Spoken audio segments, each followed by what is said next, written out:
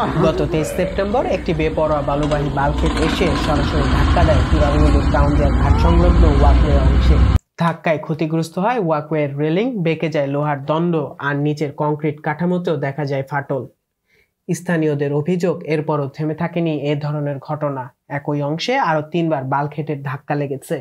এই যে দুই জাহাজের একখানে হইয়া সংঘর্ষ হয়, সংঘর্ষ হওয়ার পরেই জাহাজে জাহাজে আরেকটা লাগে বাড়ি খাইয়া এই বেরিবান্ধের লাগে বাড়ি খায়।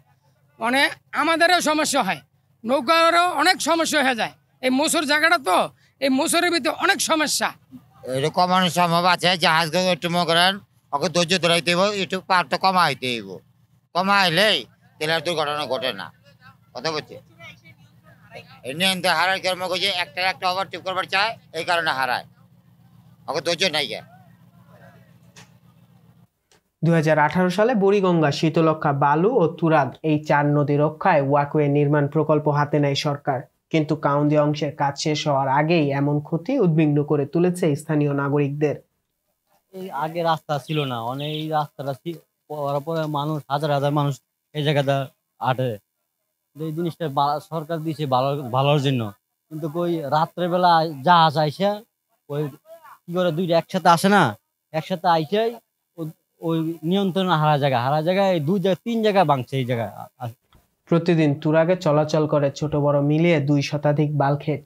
স্থানীয়দের মতে চালকদের বেপরোয়া গতি আর অব্যবস্থাপনাই এই দুর্ঘটনার মূল কারণ। স্থানীয়দের দাবি দ্রুত তদন্ত করে দায়ীদের বিরুদ্ধে ব্যবস্থা নেওয়া হোক, আর স্থায়ীভাবে যেন রক্ষা পায় নদী ঘেঁষে নির্মিত এই গুরুত্বপূর্ণ কাঠামো। মোচরে এখানে যাইতে হইব 16, ওরা তো 16ই করে না। যে বললাম বারে বারে একই কথা, হরেনও দেয় না, ওরা কোনো সতর্কবাণীও করে না, লাইটও মারে না, ওদের কোনো কন্ট্রোলই নাই চালানোর জন্য। এটা নিয়ন্ত্রণ করতে কমিটির কাছে বলতে হইব, যেখানে গোড়ায় বলতে হইব, হ্যাঁ বিআইডব্লিউর কাছে বলতে হইব। আর যেভাবে চলাচল করে এদের যে মূল স্থান আছে না, ওইখানে কমপ্লেন করতে হইব। ঠিক আছে।